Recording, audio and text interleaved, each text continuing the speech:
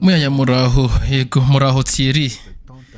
Turi Washington bukeye bw'ishyirwaho ry'amasezerano y'amahoro yaramaze igihe ategerejwe. Reka rero tuyite amasezerano atumvikanyweho neza kuko hatariho gusa amasezerano y'amahoro, ahubwo hari n'uruhande rw'ubukungu mwagarutseho mu kiganiro mwagiranye tariki ya 4 Ukuboza 2025 hamwe na Andre Wameso, umwe mu baganiriye ku masezerano ndetse na Minisitiri w'ubukungu hamwe na Minisitiri Therese Wagner Kayikwamba. None rero reka dusubire ku byabaye uwo munsi mbere yo kwinjira mu bisobanuro birambuye. Ni iki cyabaye mu rwego rwa mbere muri White House? Hari byinshi byavuzwe mu bitekerezo bya rubanda kuva ubwo, kandi uburyo abayobozi bombi wa Repubulika ya Kongo n'u Rwanda bitwaye mu muhango wo gushyira umukono mu masezerano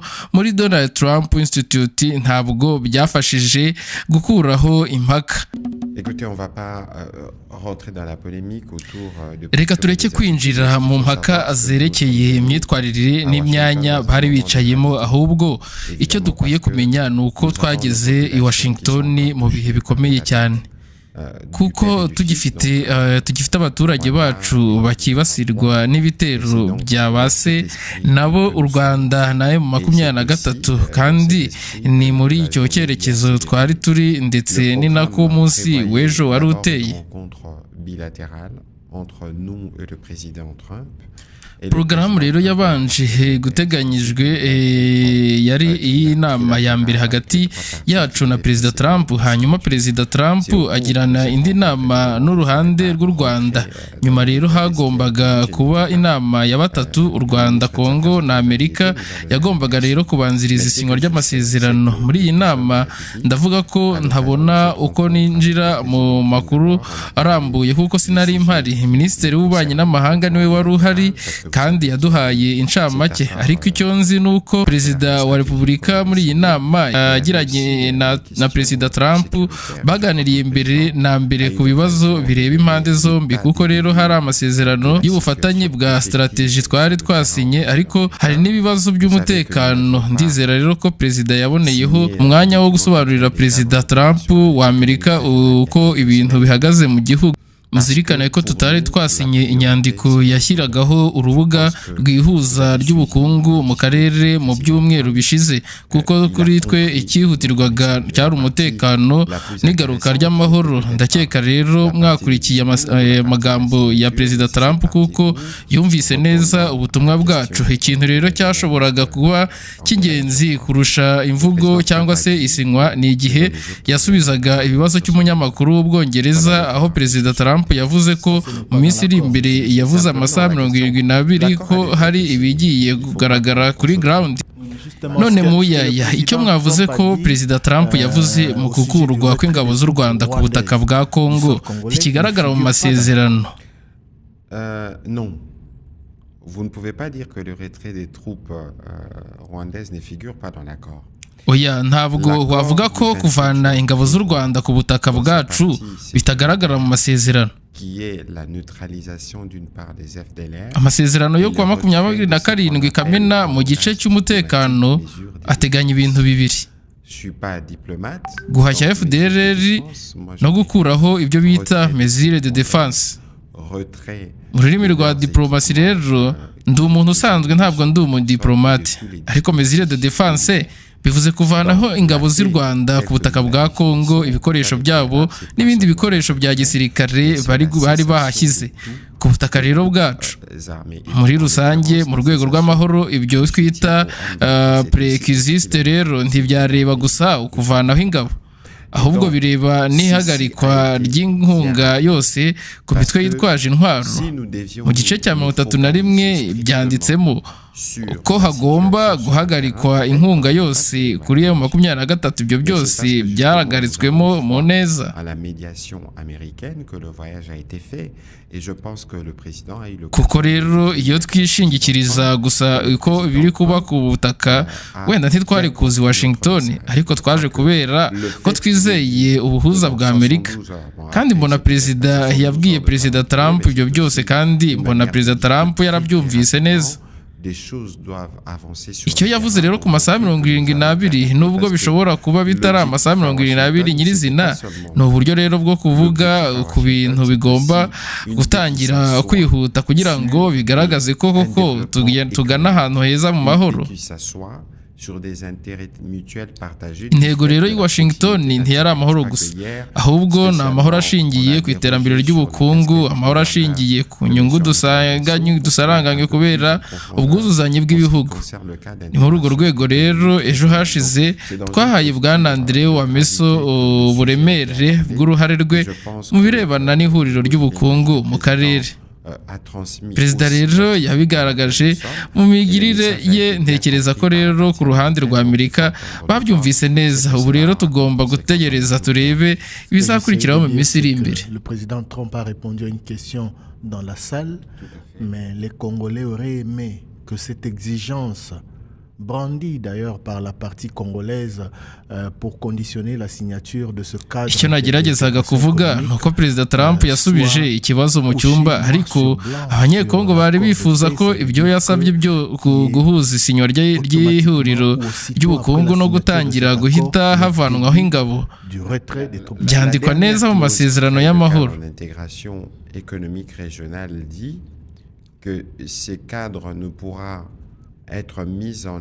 Ingingo ya nyuma ishyiraho urubuga rw'ihuza ry'ubukungu avuga ko rishobora gushyirwa mu bikorwa gusa niba rero ishyirwa mu bikorwa rya CONOPS riba rihagije.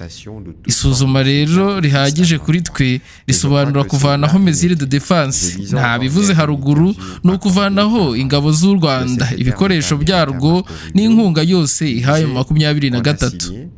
Ntanasubiye rero gusoma ikiganiro Minisitiri w'Ububanyi n'Amahanga wa Amerika Marco Rubio yatanze avuga ko amasezerano yashyizweho umukono uko hanashobora kubamo intambwe ebyiri, izina iziza n'izizakomeza, ariko ku rwego rero rwo hejuru rw'ubwitange bwagaragaye ejo ari rwo rero ruzatuma ibintu bihinduka ku butaka. Dufite rero ubushake ku rwego rwa perezida ku ruhande rwa Kongo, ku ruhande rwa Amerika, kandi ndakeka ko n'u Rwanda ariko bizagenda. Uru rwego rero rwo hejuru rw'ubushake nirwo rero ruzatanga umusaruro w'amahoro dutegereje. Bwana Minisitiri, mwabigarutseho mu kiganiro cya mbere ndetse no mu cya kabiri twagiranye hano i Washington ko abakuru b'ibihugu byombi batazanywe no gusinya umukono ku masezerano mashya, ahubwo bari baje gusezera cyangwa se ayari yarashyizweho umukono n'abaminisitiri b'ububanyi n'amahanga ku 27 Kamena. Ariko tuzi ko bukeye bw'iyi tariki u Rwanda rwaretse cya kintu cyari cyabaye shingiro na rugero, guhashya FDLR mbere yo gukuraho mesure de défense. None se ntimutinya ko niba ariyo amasezerano nyine ashyizwe mu mva tuzasubira mu mpaka za kera zo kureba uwagomba gutanga intambwe ya mbere?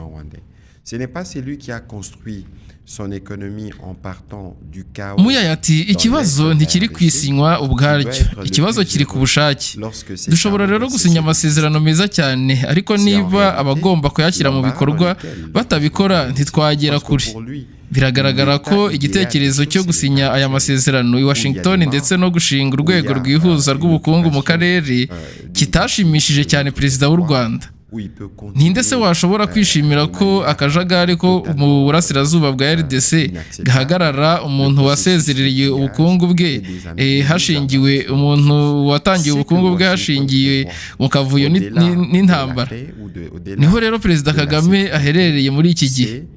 kuri we ibintu bimeze uko bimeze ubu nibyo byiza abantu rero barapfa hari agace k'igihugu kacu kafashwe hakaba n'icura ry'umutungo rikorwa mu buryo budakwiye ibyo byose biramwungura icyo Washington rero iteganya uretse amahoro n'umutekano ni ukurandura imiyoboro yose y'icarubozo n'ubucuruzi bw'inyungu zitemewe ikaba rero ari imiyoboro igeze hafi 1/2 cy'ingengo y'imari y'u Rwanda ubujura bwa zahabu n'ibindi bikomoka muri RDC nimumenye rero ko Perezida Kagame ntashobora rero kwishimira ko ibyo bintu bihagarara ariko rero ntibwibagirwe ko turi muri Leta Zunze Ubumwe za Amerika mu mitekerereze y'abanyamerika nk'uko nabwiwe hano i Washington kuri Perezida Trump ni nko kuvuga ngo amahoro anyuzwa ku mbaraga bityo rero tugomba kumwizera ko azakoresha imbaraga zose afite kugira ngo arenze imipaka n'ibibazo by'umutekano muke tugere ku rwego rw'umutekano rufungurira abanyamerika gushora imari ariko reka ngaruke ku kibazo cyane ni iki kizakorwa mbere ni iki kizakorwa kitakozwe kuva tariki ya 27 Kamena hagati yo guhashya FDLR iby'u Rwanda rwita icyiciro cya mbere ni ukuvana ingabo zarwo ku butaka bwacu ni iki gishya gishobora gutuma ibintu bihinduka icya mbere ndifuza kubyunganira mu ncamake uretse CONOPS hari n'umurongo wa politike n'ubuyobozi bwihariye twatangiye rero imirimo mu bice bitandukanye hari hasigaye rero ibice birimo FDLR ikibazo rero cya FDLR muri iki gihe ni ugukangurira abasigaye kuko rero uko biri niko byateganyijwe mu masezerano n'inama ziheruka za mekanisme ihuriweho gusa hari ikibazo gikomeye ahenshi aba barwanyi bari mu bice biri mu maboko yafashwe n'inyeshyamba cyangwa se ntago biri mu maboko yacu tuzi ko rero ikibazo cya FDLR icya politike yo kubika urwango n'ikimpunzi ari urwitwazo FDLR ni abanyarwanda none ni ihe nshuro twigeze gupimaho ko abashizemo burundu mu gihe kuri Perezida Kagame n'umwe gusa aba yamugize ikibazo atari ko se ubwo urwo rwitwazo barushoboye kurushyira mu masezerano ariko bwana Minisitiri atarega ikibazo so kubishyira mu masezerano ikibazo ni ubushake bwo gushakira mu bikorwa niba rero Perezida w'u Rwanda adafite ubushake bwiza biragaragara ndizera ko Perezida wa Repubulika mu biganiro yagiranye na Perezida Trump yagaragaje iyo myitwarire kandi rero ntitwibagirwe ko hari inzego z'umutekano za Amerika zibikurikiranira hafi twe dukeneye rero kwishingikiriza ku cyemezo cyafashwe ejo ikindi kandi ntimutekereze ko byari umuhango gusa wo kwishimisha cyangwa se byo kwifotoza ndetse birenze n'ubwumvikane bw'ibihugu bibiri muri kiriya cyumba rero hari ba Perezida ba Angola Perezida wa AU kandi yemeje kuba umuhuza Perezida wa Kenya w'u Burundi Minisitiri wa Togo bose bari bahari ntabwo kwari ukwifotoza byarisinywa ahubwo kuko bari muri uru rugendo kuva kera atariko abo bose n'ubundi bahozeho kuva kera ariko ntibigeze babitsinda Afurika ntiyigeze bishobora mu by'ukuri kuba Kagame yaririnze kugira Rwanda ku ya 15 Ukuboza yasabye ubuhuza bwa Afurika ariko ntitwibagirwe ko twari imbere y'igihugu cy'igihangange ku isi ntitwibagirwe ko hari ibihano byari byafatiwe umuntu wa kabiri mu buyobozi bw'u Rwanda bwana Kabarebe wahinduriwe inshingano umunsi wabanje mbere y'isinywa ry'amasezerano y'ubukungu yahawe rero izindi nshingano nshya ariko rero ntabwo twakongera kubijyamo ntazongera kuba umuhuza ku by'ubukungu abanyamerika rero ntibashobora gukorana n'umuntu wagaragaye akora ibikorwa bibi yinjirira RDC qui a été remplacé ibyo ubibona à la veille nk'ikimenyetso de la signature, nta mpamvu yo kwinjira rero mu miterere ya politiki ya Amerika. Ariko ejo twabonye ko hari ubushake bukomeye ku ruhande rw'umukuru w'igihugu cya Amerika. Tuzareba cyo rero ko aricyo zatanga mu minsi iri imbere. Ese u Rwanda nirutagira icyo rukora kuri iriya minsi 72 cyangwa se mu masaha 27 Kamena urutariki nk'ibyo bya 27 Kamena n'ubundi nta kizaba. U Rwanda nirudakuraho mesure de défense namwe nk'igihugu muzakora iki? Ndakeka ko hazabaho ingaruka. Ubuhuza bwa Amerika ntabwo ari igihugu gusa, ufite imbaraga rero zishobora gupima ubushake bw'impande zombi ndetse n'uburyo bwo gushyira igitugu aho bikenewe. Wenda si byo byiza byakabaye bibaho, ariko rero mwumvise Perezida Trump ejo yaravuze ku butabera, kandi mu masezerano nta butabera bwavuzwemo. None se kuki yabuvuze? Kuko amasezerano ya Washington ntabwo asomwa ku buryo bwigenga. Nta masezerano aje mu murongo w'ibyabanje, cyane cyane resolution 2773 yemejwe rero n'akanama k'umutekano. Icyo cyemezo rero kivuga byinshi. Nk'uko rero dukunda kubivuga, dufite inzego nyinshi z'igisirikare, diplomasi, ubutabera, itangazamakuru n'ubukungu. Urwego rw'ubutabera ntirwazimiye. Mu masezerano rero hari ikigega gishinzwe kugenzura no gutora abantu bazinjizwa mu nzego zitandukanye, cyangwa se icyo twakita vetting, mu gihe rero baba bujujwe condition d'intégration. Ni idirishya rero rishya rifunguye. Hari rero imyanya ndetse n'imisanura mashini yatangiye gushingwa. Ariko rero iyi nshuro hari ubwitange ku rwego rwa perezida ku ruhande rwose. Ntimwibagirwe ko rero twari mu kigo gifatwa nk'ikigo cy'amahoro cyandikiwe cyangwa se cyiswe izina rya Trump Institute, kandi ibikorwa rero byabereyeyo bya mbere bagomba kubikurikirana kugira barebe ko ibikora neza. Kandi ibikorwa rero bya mbere biri gukorwa n'iki kigo bigomba kugira ibisubizo bizima. Niba rero ntacyo kibaye, sintekereza ko Perezida Trump cyangwa ubuyobozi bwose bwa Amerika bazareka ibintu bikomeza uko bimeze gutya.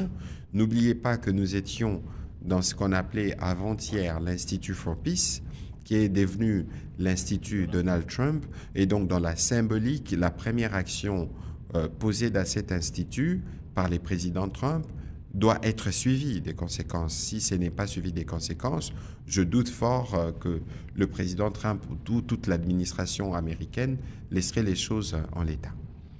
Monsieur le ministre, nous réalisons cette interview au lendemain de la signature de cet accord et donc nous avons eu le temps de parcourir les différentes réactions en international comme au niveau national.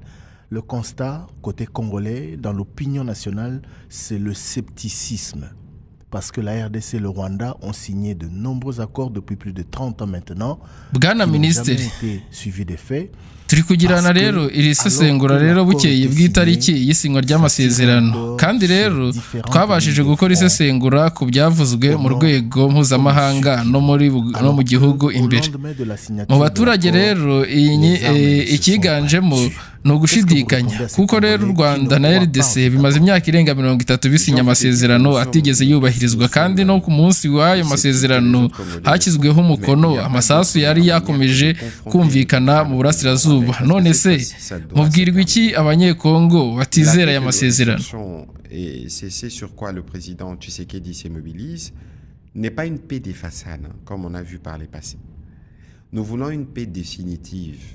Nous voulons une paix durable. Et c'est même pour ça que dans la stratégie américaine, dans l'accord, il est même prévu qu'il y ait des investissements américains parce que ndashaka kuvuga ko natwe twese tuba dufite ugushidikanya ndetse n'abanyekongo barabifite. ariko rero nta yindi nzira iruta kongera guhangana n'imvugo y'imyifatire ya perezida w'u Rwanda kuko noneho bigomba kurangira. Amahoro rero turayashaka kandi ibyo nibyo perezida Tshisekedi akomeje kugeraho. Si amahoro yo ku rwego rwo hejuru gusa nk'ayabaye kera. Turashaka amahoro arambye arangiza burundu ikibazo.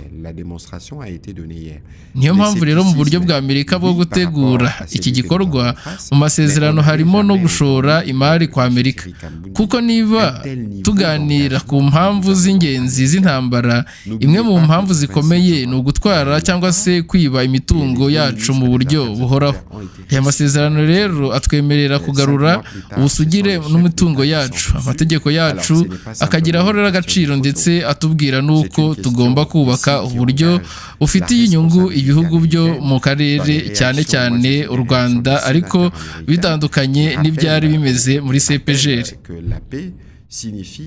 Byagaragaye rero ejo birabyerekana, yego hari ugushidikanya by'umwihariko ku wo duhura nawe ariko ntitwari rero twarigeze tubona urwego ruri hejuru rw'ubutange bwa za Leta Zunze Ubumwe za Amerika nk'ubu. Ntimwibagirwe rero ku ya 27 Kamena hari hasinywe amasezerano kandi rero ba minisitiri b'ububanyi n'amahanga bakiriwe muri White House hashize rero amezi 5. None ubu rero abakuru b'ibihugu byombi nibo bakiriwe. Si amafoto rero gusa, ni inshingano Leta Zunze Ubumwe za Amerika zafashe. Mu bitekerezo rero bitandukanye nabonye n'abasenateri ba Amerika bibukije ko amahoro asaba ko agace k'igihugu kari mu maboko y'abandi bakagaruka. None rero tugomba guha amahirwe ubu bushake bushya bwagaragajwe rero n'umukuru w'igihugu cya Amerika. Situé dans la partie qui est aujourd'hui occupée, je crois qu'il y a ici une double soupape, au-delà de la soupape prévue par l'accord avec le Rwanda, mais même dans l'accord bilatéral RDC-États-Unis. Ariko rero hejuru y'aya masezerano u Rwanda rwasinye n'andi masezerano y'ubufatanye mu by'umutekano kandi rero muzi ko abanyamerika ku ruhande rwacu bakeneye umutekano ku mitungo y'ingenzi. Niyo mitungo rero myinshi iri mu bice byigaruriwe. Bivuze rero ko hari impamvu ebyiri zatuma Amerika ikomeza kwinjira cyane mu kugarura amahoro. Amasezerano yacu rero n'u Rwanda n'ubufatanye bwa RDC na Amerika mu rwego rw'umutekano. None se mugira iki abaturage bo muri Kivu ya ruguru, Kivu y'amajyepfo, Kabare, Warikare n'Amasisi bakiriye iyi nkuru y'isinywa ry'amasezerano ariko rero bakaba bakiri mu bibazo by'intambara n'amasasu akomeje kuraswa? Doivent répondre de leurs actes. Et les déplacements du président de la République ici et son action aujourd'hui consistent premièrement à desserrer les taux qu'ils ont. C'est pour ça que vous avez vu les présidents de la République participer notamment à la conférence humanitaire de Paris du 30 octobre parce qu'il y a un impératif. L'impératif humanitaire doit se mettre à place très très rapidement. Nous avons en face de nos pères et fils, Rwanda donc et M23. Icyambere rero tubasabira imbaraga kandi tuboherereje ubutumwa bw'ihumure. Niyo mpamvu rero ubushake bwacu ku butabera bugihari. Abakoze ibikorwa by'ubugizi bwa nabi bigasiga abantu bahungabanye bagomba rero kubibazwa. Ibyo perezida wa Repubulika arimo gukora harimo rero kugerageza kugabanya ibibazo abaturage bahura nabyo. Nk'uko rero mwabibonye, perezida yitabiriye inama mpuzamahanga y'ubutabazi Paris ku ya 30 Ukwakira kuko rero hari ikihutirwa. Ubutabazi rero bugomba gukorwa vuba. Duhanganye n'abo twita ba papa n'abana. U Rwanda rero n'imitwe yayo 23 bahakana ko rero hari ikibazo cy'ubutabazi. Ubu ni uburenganzira bw'irengagizwa. Kuba rero abantu bari mu bibazo ukaba unahakana ko babayeho nta jambo ribisobanura. Qu'est-ce que vous répondez? ni ku bwabo rero dukora ibi byose bagomba rero gukomeza kwizera ibikorwa bya perezida wa repubulika duharanira rero inzira izatuma tubona amahoro kandi tuninjire rero mu gice gishya cy'iterambere hari gahunda yihutirwa ya miliyari 5 z'amadolari guhindura ibice byashegeshwe n'intambara ibice by'iterambere. Lorsque les pères aura compris qui ne peut plus continuer à soutenir le fils parce que c'est un engagement qui a pris. Atese mu gihe mutegereje Amerika hari abandi mwishingikirijeho. Quoi qu'il en soit, nous sommes en train de discuter aussi avec les fils à Doha et que les deux accords sont complémentaires. Turimo gukora mu nzego zitandukanye diplomasi, ubutabera, igisirikare, ubukungu, diplomasi ifata umwanya ariko izatanga umusaruro.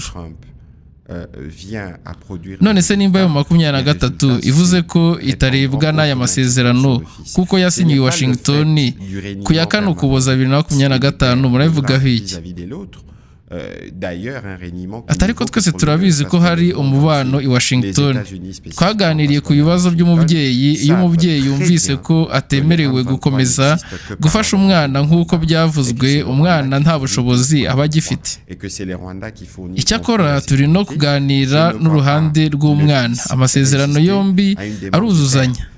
Nitubona umusaruro ku rwego rwa Washington uzahita rero unagera ku ruhande rw'undi. Ntimwibagirwe ko hari n'abagize kurusha M23 gukomera nka RCD ariko ubu bari he? Twabonye uko umubyeyi ahora yitwara mu bana be kuko rero akenshi baba ari ibikoresho bya politiki. Tuzageraho byo bikoresho bitazongera kuba ngombwa kandi ibyo bizaza vuba kubera diplomasi iri gukorwa. Ese noneho tugeze he? Ikindi cyiciro ni iki?